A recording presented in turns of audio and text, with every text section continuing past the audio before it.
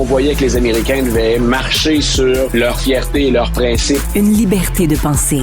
Mais il le fait d'une façon particulièrement grossière et maladroite. Une force internationale. Et même, on va plus loin. Luc La Liberté.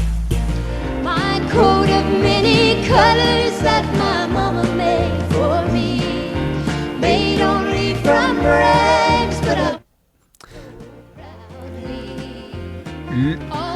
Luc La Liberté est avec nous. Bonjour Luc, c'était pas prévu qu'on te parle de ça, mais Dolly Parton. Dolly Parton, toi qui es spécialiste de politique américaine, qu'est-ce que ça t'inspire? Elle vient de nous quitter.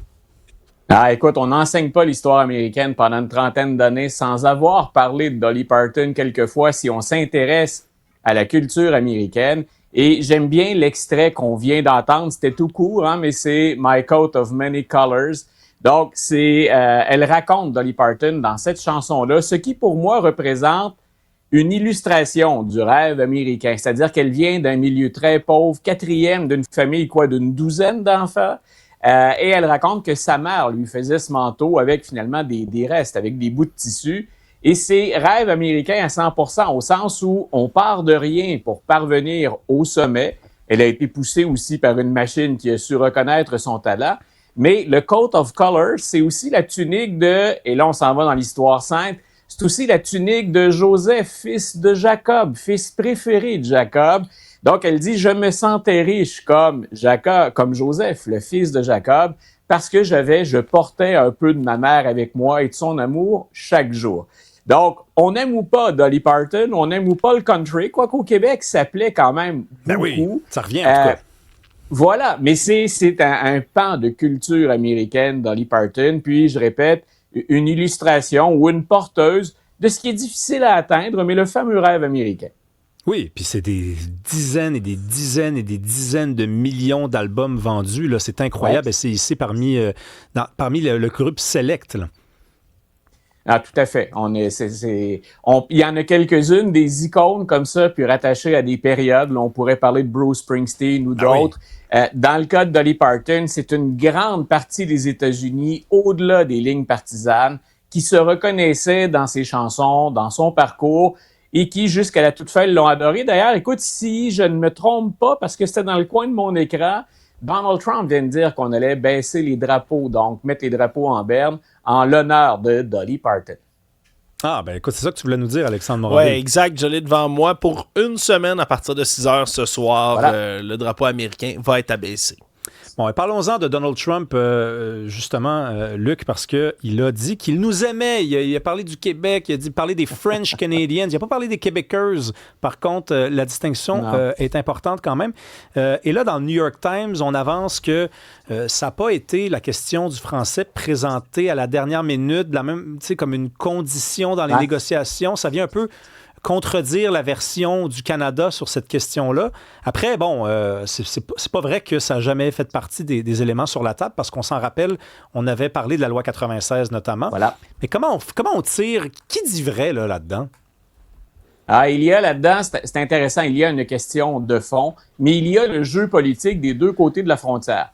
Prenons d'abord le côté canadien. On a des collègues qui se spécialisent dans l'interprétation de ce que fait le gouvernement canadien ou de ce que fait l'opposition. Mais c'est clair que j'aimerais obtenir de la part de Mark Carney un petit peu plus de transparence dans ce qui se passe actuellement. Quand il dit « je quitte la table de négociation », nous n'avons pas ce qui a précisément achoppé. On discute de ce que ça pourrait être ou du discours de Donald Trump. Mais quand on parle de la question de la langue, de la question du français, de la question de l'affichage bilingue, moi, j'ai rien vu passer qui venait confirmer ce que me dit Mark Carney. Donc, je veux bien être solidaire. En même temps, je veux qu'on soit transparent avec moi.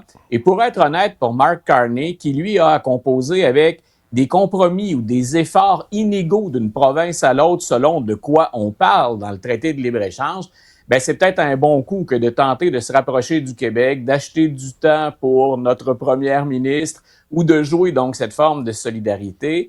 De l'autre côté, ben quand Donald Trump dit c'est une funny story ou c'est complètement du mensonge, dépendamment quel porte-parole américain s'exprime, c'est également faux. Donc, tu le mentionnais, la loi 96, dans les rapports qu'on avait sur le libre-échange, c'est un irritant depuis longtemps, le fait d'avoir à traduire dans les deux langues.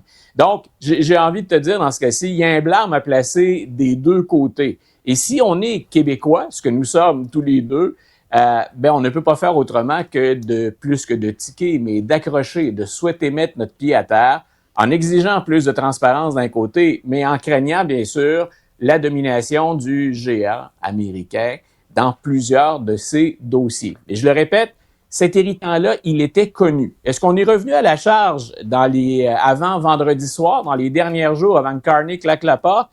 Ça reste à voir. Et c'est un peu ce que dit le New York Times. Pour le moment, il faut se fier aux paroles des deux partis, donc Donald Trump et Mark Carney, mais dans les deux cas, il nous manque des informations. Ben oui, puis de toute façon, se fier aux deux, c'est parce qu'ils disent pas la même chose. Donc, il faut choisir d'une certaine façon. C'est ça qui est un peu dommage, c'est qu'on en vient à choisir. Puis honnêtement, c'est une question de valeur et de principe là, rendu là. Parce que personnellement, Mark Carney, je ne l'ai jamais rencontré. Personnellement, Donald Trump, je ne l'ai jamais rencontré. Puis on m'a enseigné à douter dans la vie. Hein? Je pense, donc je suis. Donc, la game politique, c'est des deux côtés qu'elle se joue. Après, c'est comme difficile, Luc, d'imaginer que ça a été si important que ça pour les États-Unis. Ça ressemble à du Donald Trump et à son équipe d'arriver à la dernière minute avec des affaires. Ils l'ont fait, ça s'appelle négocier. Mais de dire, écoutez, si vous ne faites pas de... Nous, c'est jamais, jamais, jamais, sinon on s'en va. Et de Mark Carney de dire, on va s'en aller. On dirait que c'est difficile à croire, là. C'est de replacer ça, effectivement, je pense que tu l'amènes bien, c'est de replacer ça à l'échelle. Est-ce que c'est vraiment... Parce qu'on n'a pas entendu celui qui serait la source, ou celui qui serait arrivé autour de la table avec cette, entre guillemets, cette bombe dont on parle, c'est Howard Lutnick. Mais Howard Lutnick, on n'a pas eu son point de vue là-dedans. Du moins, en tout cas, il n'est pas venu dire c'est ce que nous avons fait et c'était notre désir. Et quand on place la question du français à l'échelle du dossier du traité de libre-échange, je suis québécois, très fier de l'être et je tiens à la langue française.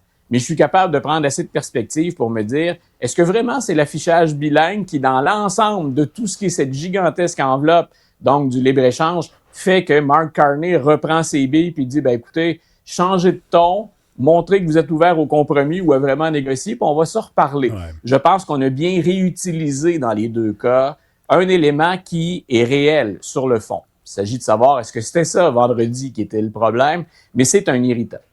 En une minute, Luc, est-ce que tu peux il y a du nouveau dans le dossier du vote par correspondance. Là, il y a les élections de mi-mandat qui s'en viennent.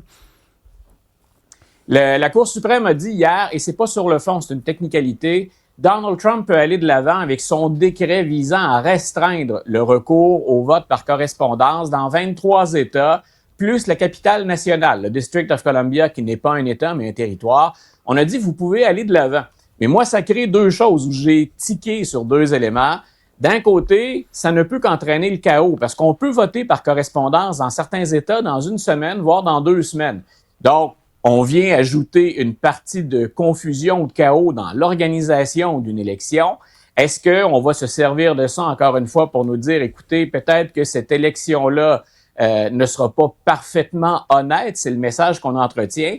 Et de l'autre, la Cour suprême fait souvent ça, et ça m'agace, elle ne tranche pas sur le fond. Parce que la décision qu'on a renversée avec la Cour suprême, c'était une juge de Boston qui a dit, écoutez, M. Trump ou l'administration Trump, cette décision pour le vote par correspondance, elle revient aux États, c'est ça que la Constitution dit chez nous. Et la Cour suprême n'a pas parlé de ça. Donc, ça va revenir devant les tribunaux. Ça laisse une porte ouverte à Trump, mais rappelez-vous que c'est difficile de s'organiser avec un si court délai. Ben oui. Merci beaucoup, Luc La Liberté. On se retrouve demain, même heure. Merci, Alexandre Moranville-Ouellette, Sébastien Laperrière, Hugo Veilleux. On aime vous lire. On aime que vous nous appeliez également. 187 Cube Radio. Demain, on a rendez-vous à 13h. Bye-bye.